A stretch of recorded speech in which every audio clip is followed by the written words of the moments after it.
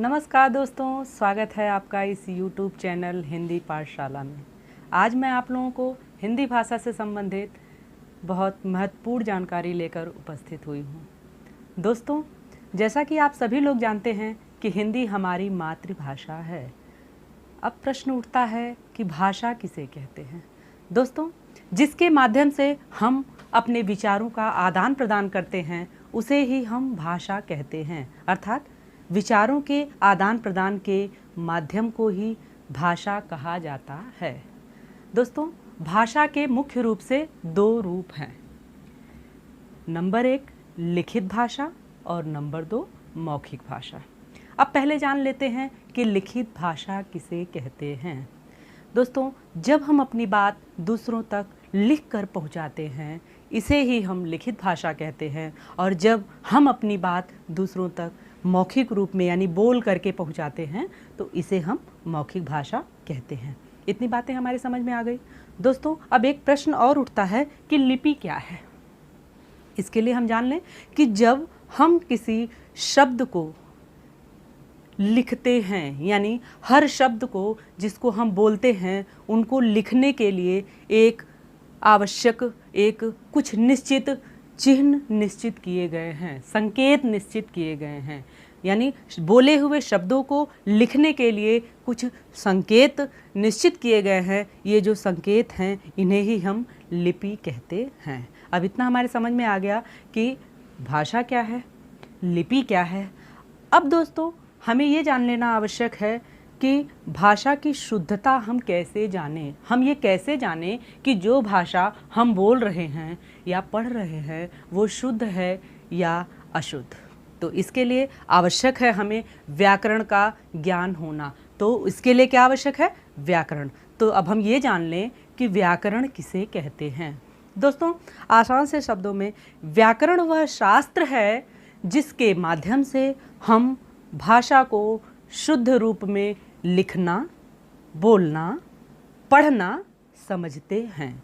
यानी व्याकरण ही वह माध्यम है जो हमें भाषा के शुद्ध रूप से अवगत कराता है। इतना हमें समझ में आ गया। अब हम देखते हैं कि भाषा के मुख्य रूप से कितने अंग होते हैं।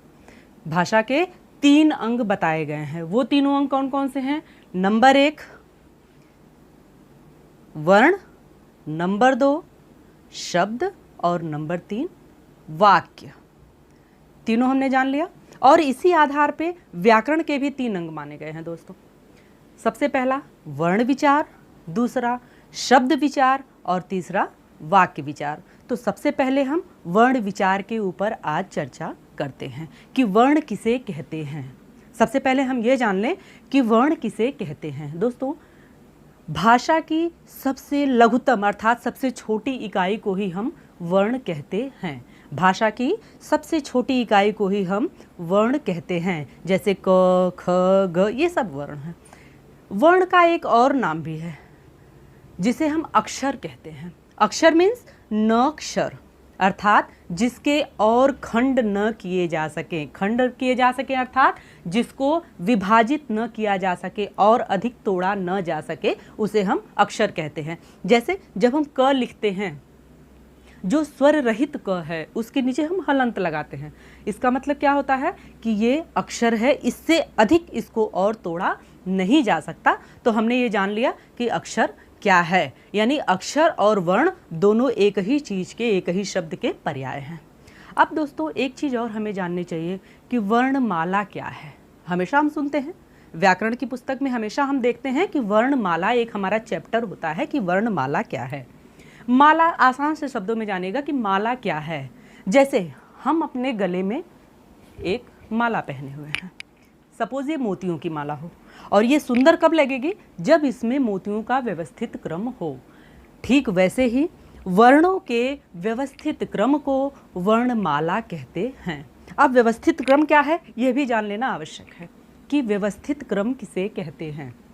दोस्तों, आपको पता है कि जब माला बनाई जाती है तो उसमें हम एक क्रम रखते हैं, पहले छोटी मोती फिर बड़ी मोती, इस तरीके से क्रम रखते हैं। क्यों? क्योंकि उसका सौंदर्य बना रहे। ठीक उसी तरीके से जब वर्णों का क्रम व्यवस्थित हो, यानी उचित स्थान पे ही वो वर्ण रखे हों जहाँ उनका स्थान है, तभी वो वर्णमाला कही जाती है। यानी जैसे हमने पढ़ा, हमारे वर्णों का क्रम क्या है? क, ख, ग, घ। ठीक है। अगर हमने यहीं पे क, च, प, न डाल दिया, इसका मतलब क्या है कि वर्णों का क्रम व्यवस्थित नहीं है, और ये वर्णों का समूह होने के बावजूद वर्णमाला नहीं कही जाएगी। यानी वर्णमाला वही है जिसमें वर्णों का व्यवस्थित क्रम हो। अब इसके बाद हमारा अगला टॉपिक आता है कि वर्ण कितने प्रकार के होते हैं। वर्ण 2 प्रकार के होते हैं। वर्ण कितने प्रकार के होते हैं? वर्ण 2 प्रकार के होते हैं। जैसे पहला है स्वर और दूसरा है व्यंजन। कौन से हैं? स्वर और व्यंजन। पहले ये जान लेते हैं कि स्वर क्या है। दोस्तों, जिस शब्द के उच्चारण में हमारे, जिन वर्णों के उच्चारण में हमारे मुख से जो वायु निकलती है वो अबाधित, यानी बिना किसी बाधा के, बिना किसी रुकावट के बाहर निकलती है, उसे ही हम स्वर कहते हैं। अब दूसरा शब्द आता है व्यंजन। व्यंजन वो शब्द होते हैं जिनके उच्चारण के लिए हमें हमेशा स्वर की आवश्यकता होती है। व्यंजनों का उच्चारण हम स्वर के बिना नहीं कर सकते हैं। दोस्तों, स्वर में भी 2 रूप होते हैं, एक ह्रस्व और एक दीर्घ, और दोनों को मिला करके स्वरों की संख्या कितनी होती है? 11। स्वरों की संख्या कितनी होती है? 11। दोस्तों, अब हमारा ये भी जान लेना आवश्यक है, क्योंकि हमने वर्ण के बारे में जान लिया है, तो हमारा यह जान लेना अति आवश्यक है कि वर्ण विच्छेद क्या है। और हाँ दोस्तों, अगर आपको व्यंजन के बारे में और अधिक जानकारी चाहिए तो आप मुझे कमेंट बॉक्स में लिखिएगा नीचे, मैं आपको अगली वीडियो में व्यंजन के बारे में विस्तार से समझा दूंगी। क्लियर? आगे आते हैं कि वर्ण विच्छेद क्या है। ठीक है। विच्छेद का अर्थ होता है अलग करना। क्लियर? जैसा कि हम जानते हैं, जैसे संधि विच्छेद हम पढ़ते हैं, तो संधि विच्छेद का अर्थ ही होता है कि अलग करना। ऐसे ही वर्ण विच्छेद का मतलब होता है दोस्तों अलग करना। यानी जब कोई शब्द लिखा गया हो, उसमें से प्रत्येक वर्ण को हम अलग करके लिखते हैं, इसे ही वर्ण विच्छेद कहा जाता है। उदाहरण के तौर पे जैसे आप ले लीजिए राम। अब इसमें कितने शब्द मिले हुए हैं? आपको 2 दिख रहे हैं। जैसे र जमा आ जमा म जमा ओ। ठीक है। और मिला करके राम बना। ऐसे ही बहुत सारे उदाहरण मैं आपको बता रही हूँ कि ये सारे उदाहरण हैं और इनको कैसे एक्सप्लेन करते हैं। ठीक है दोस्तों, इस वीडियो में इतना ही।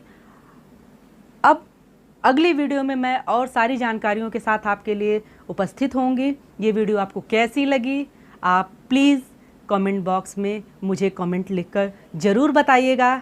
मैं आपके कमेंट का इंतज़ार करूंगी और अगली वीडियो में आपके लिए और सारी जानकारियां लेकर उपस्थित होंगी। दोस्तों, आप मेरी इस वीडियो को लाइक शेयर करना मत भूलिएगा। और हाँ, आपने अब तक मेरे चैनल को सब्सक्राइब नहीं किया तो प्लीज़ मेरे चैनल को सब्सक्राइब कीजिए और बेल आइकन ज़रूर दबाइएगा, ताकि मेरी अगली वीडियो जो आए वो उसका नोटिफिकेशन आपको सबसे पहले मिल जाए। धन्यवाद दोस्तों।